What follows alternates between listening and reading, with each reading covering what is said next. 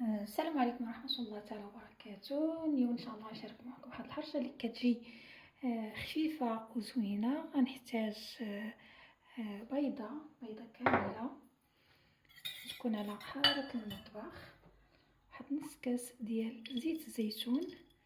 مش بالضروري يكون زيت الزيتون، ولكن بزيت الزيتون كيجي لذيذ.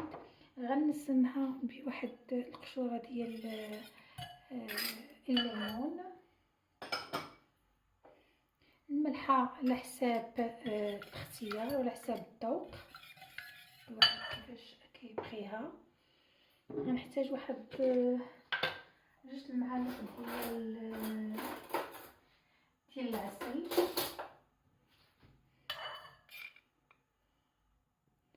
المهم كل واحد وعلى حساب الذوق اللي كيبغيها حلوه، كاين اللي كيبغيها محوش بزاف، على حسب.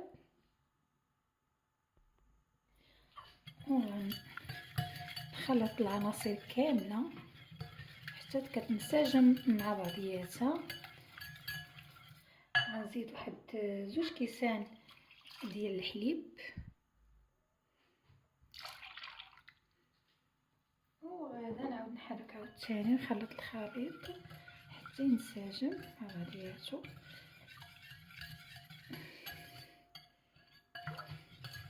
والكاس اللي عبرت به الحليب هو اللي غادي نعبر به السميده كتكون رقيقه. انا ديجا عبرتها وحطيتها في هاد الجبانيه، والخميره ديال الحلويات باكين باودر. انا درت هنايا 7 غرام، ونخلط كلشي. كيف ما كتشوفي عندنا الخليط ماشي عاقد، سائل.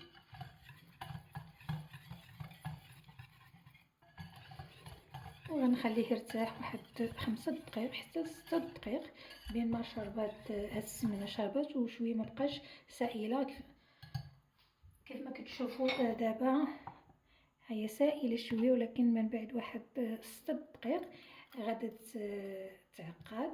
نتلاقى نمشي نجيبو دابا المقلاة، نخليو هاد الخليط على جنب. نجيبو المقلاة، ناخد واحد شويه الزبده ونحاولوا ندوروها كاع بالزبده دي بالمقله.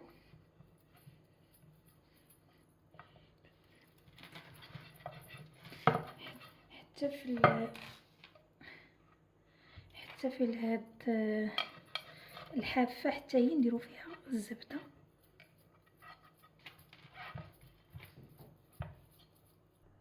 بعد ما درت ليها الزبده كامله غنجيب السميده اللي انا درت بها الخليط الحرشه، وغندير عليها.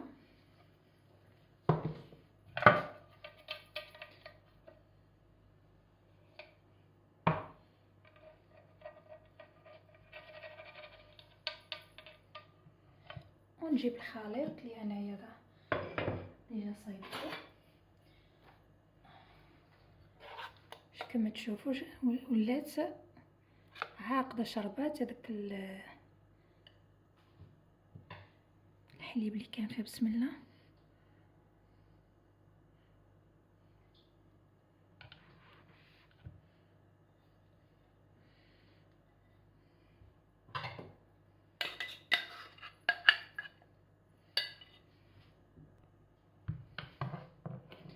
وغادي نحاول نقادة في المقله.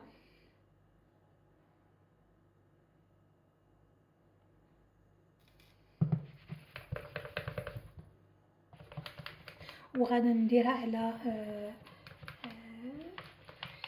نار تكون مهيله، تقريبا بحال نكونوا شارين ديك الشمعه، بحال هكاك تكون مهيله النار.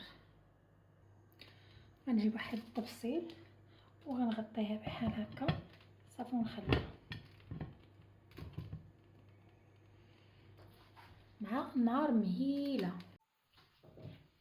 ايوا هذه هي الحرشه ديالنا. انا غنقلبها هنايا، نقلبها في هاد، غنحطها هكا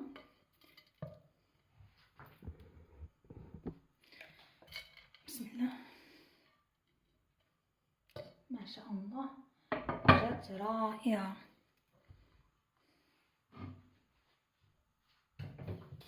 جات رائعة رائعة رائعة كيف ما كتشوفوا. نقلب على الجهة الأخرى تكون أحسن.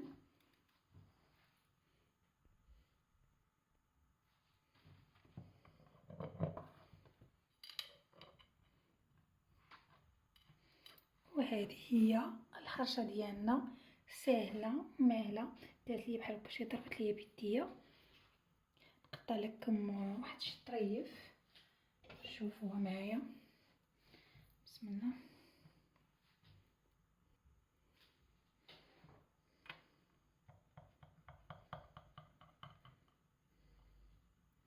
طيب على النار مهيلة.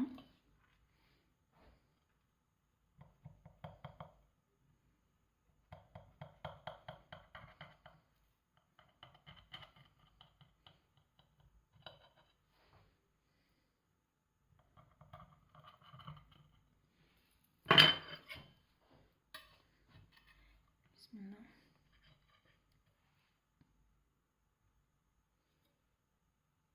كتشوفوا طيبة مزيان.